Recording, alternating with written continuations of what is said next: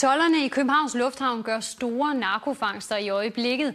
Alene her i januar har de beslaglagt næsten lige så meget narko, som de konfiskerede hele sidste år.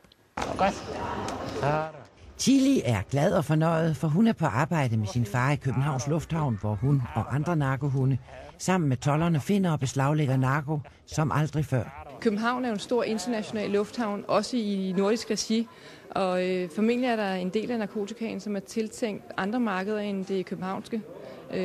Det kunne være Sydsverige for eksempel. Alene her i januar er der beslaglagt næsten lige så meget som i hele 2007. Jeg har været så heldig at finde 10 kilo heroin og 13 kilo kokain, og så havde vi 13 kilo hash.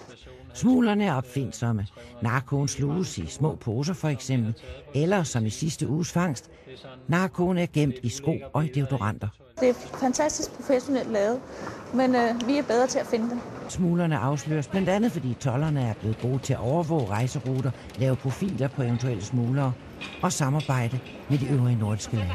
Vi har et meget bredt samarbejde med vores svenske kollegaer over på den anden side af Øresundsbroen.